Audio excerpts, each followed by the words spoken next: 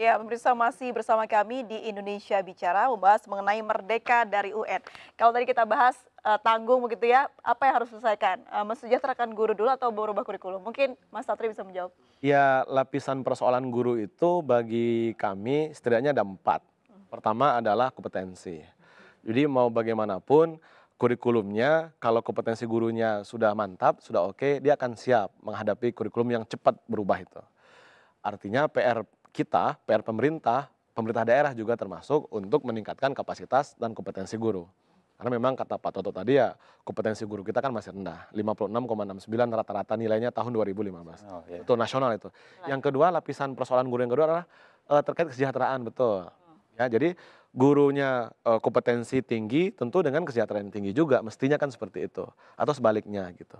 Nah, tapi kan kita lihat guru-guru honorer kita, ini guru loh gitu kan, profesi terhormat, tapi upahnya lebih rendah daripada UMP. Makanya kami mendorong agar daerah-daerah itu membuat SK untuk guru honorer ini Pak, agar bertanggung jawab memberikan upah setara UMP atau UMK. Ya itu 300.000 Mbak, 500.000, 200.000. Ya kan, sebulan gajinya. Guru saja? Itu makanya tadi kan, UMP tadi kan Iya, makanya. iya. Yang kedua itu. Yang ketiga lapisan persoalan guru adalah perlindungan. Kita tahu kemarin-kemarin ya cukup banyak persekusi atau bully terhadap guru atau sebaliknya guru yang menjadi pelaku kekerasan di sekolah.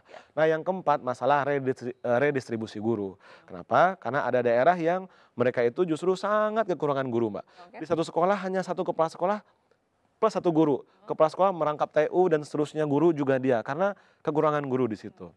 Atau ada daerah yang memang jumlah gurunya surplus gitu. Jadi redistribusi guru ini supaya merata sesuai dengan kebutuhan daerah ini benar-benar muncul gitu, ada gitu. Jadi 4 persoalan ini yang menjadi persoalan inti dari guru.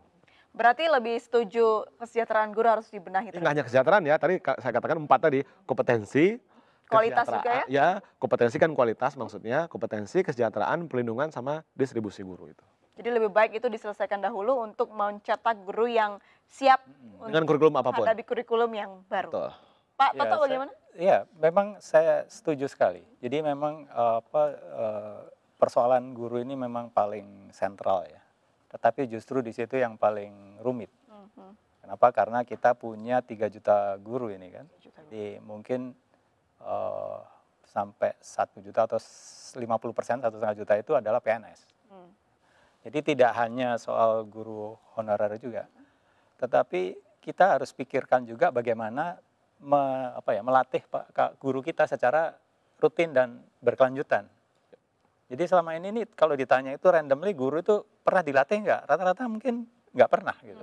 Nah, itu yang perlu dipikirkan. Gimana dia lulus dari S1 terus ngajar mata pelajaran X tidak pernah dilatih, Bu. Jadi kebayang kan? Nah, ini yang perlu dipikirkan. Jangan kita melihat guru tadi itu satu entitas, enggak. Belum ada aturan yang mengatur itu untuk tes secara berkala untuk guru. Sudah ada. Jadi sebenarnya UKG itu didesain untuk tes secara berkala, entah setahun sekali, 2 tahun sekali. Tapi itu tidak jalan. Gitu Ya, kan? hanya terakhir 2015. 2015. Seharusnya UKG adalah diikuti dengan PKB. Dan ada yang model hibrid antara Kenapa tatap ini muka tidak dan- jalan? Ya anggarannya nggak ada. Tadi yang saya sebut politik anggaran kita tidak mengarah ke peningkatan kompetensi guru gitu loh.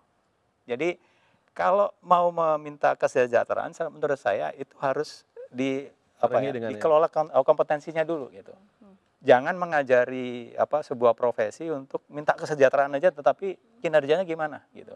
Sudah ada pembicaraan Mas Satri mengenai ini kepada Kementerian Pendidikan? Ya, memang waktu sekitar sebulan lalu kali ya, kami kan diundang ya, organisasi profesi guru dan beberapa komunitas-komunitas yang peduli pendidikan oleh Mendikbud. Memang kami memberikan masukan ya sangat banyak ya, ada FSGI, ada PGRI, ada IGI, Pergunu dan seterusnya. Jadi memang karena waktu terbatas, akhirnya masukan-masukan kami itu ya tertulis saja, ya semoga dibaca. Ada yang viral ada enggak? Ya, ada yang viral ada yang enggak gitu ya. Ada yang viral, ada yang enggak. Karena yang viral mungkin orientasinya itu mungkin gitu ya. Gitu. Nah, kita memberikan masukan misalnya terkait dengan pelatihan tadi betul. Kami concern juga terhadap pelatihan guru karena kompetensi guru tadi kita rendah, sudahlah rendah, kemudian masing-masing daerah itu belang-belang gitu loh Pak, berbeda-beda gitu kan. Jadi kualitas pendidikan seperti apa yang kita harapkan dari gambaran guru yang seperti ini. Jadi kami sepakat politik anggaran, saya sih lebih menguatkan kepada pemerintah daerah, Oke. agar pemerintah daerah ini memang harus care gitu kan, harus betul-betul peduli terhadap peningkatan kompetensi guru dan termasuk kesejahteraan guru. Dua itu bagi kami. Ya Pak, boleh saya tambahkan? Boleh Pak Toto. Jadi tidak semua pemerintah daerah itu punya kapasitas anggaran yang sama. Ya, Jadi ada satu daerah, nggak saya sebut, itu mungkin tadi udah nyebut ya, 75% itu tergantung DAK.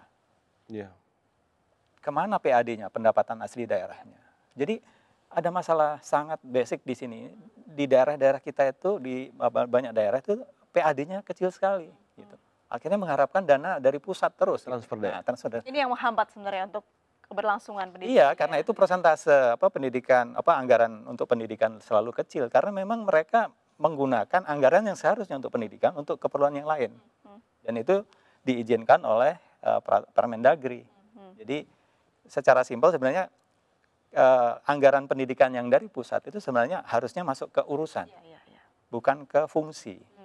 Tetapi di daerah boleh lah fungsi gitu. Jadi misalnya ini untuk anggaran untuk pendidikan tapi dipanggil untuk bikin jalan atau jembatan karena memang daerah tidak punya cukup anggaran untuk bangun ini. Nah, syukur ada dana desa yang sudah mulai prioritasnya ada di hal lain begitu ya Pak ya. Dan saya kira ada baiknya juga Mas Menteri juga mulai meninjau lagi DAK yang untuk pendidikan selama ini seperti apa, diarahkan kemana aja. Nah, karena itu anggaran ini vitamin untuk semua begitu ya Pak ya.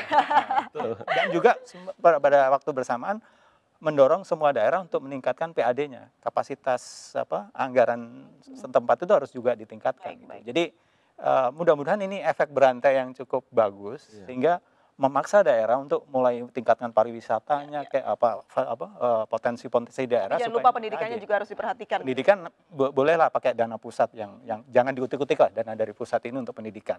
Itu saya kira. Baik. Kalau kita kembali ke pembahasan kita, Merdeka dari UN yang mana Menteri Pendidikan sudah mengutarakan ada asesmen kompetensi dan survei karakter. Ini apa maksudnya dari survei karakter, Mas Satri? Ya, di tahun 2017, 2018 kemarin memang di tingkat SMP itu Kemdikbud membuat semacam survei yang namanya aksi itu, Pak. Asesmen kompetensi siswa Indonesia. Jadi semacam bagaimana pendapat dia terhadap pembelajaran ini, pembelajaran dan seterusnya. Itu dibuat setahu saya oleh Puspendik ya, Pusat Penilaian Pendidikan, Balitbang Kemdikbud.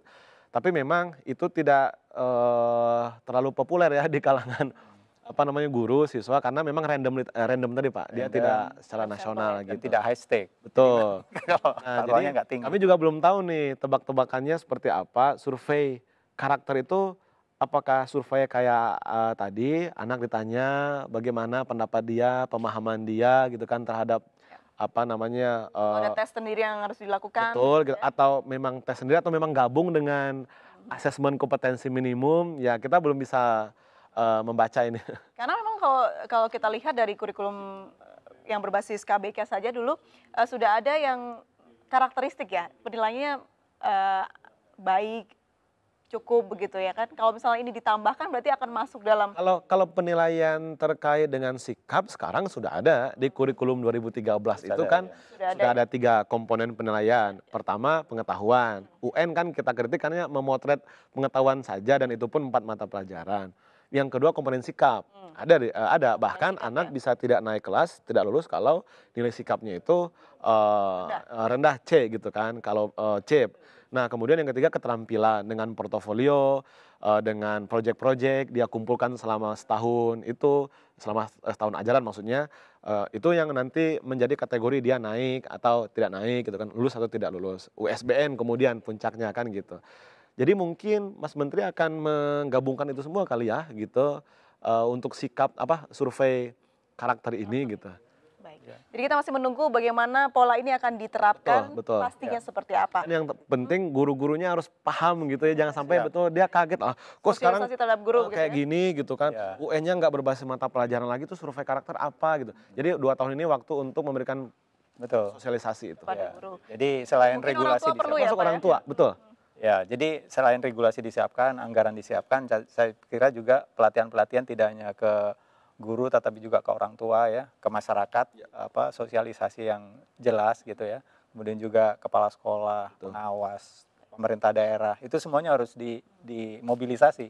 Karena kalau hanya Disdik aja dan ke ke dinas-dinas, ke kementerian aja nanti Tidak merata tidak ya, Pak, paham ya? gitu. Nggak Jadi, nyampe gitu. Karena Baik. ini hal baru. Baik. Ya harus semuanya harus siap Betul. dan terutama guru harus siap. Baik, kita masih punya satu segmen lagi pemirsa untuk membahas ini, tetap bersama kami di Indonesia Bicara.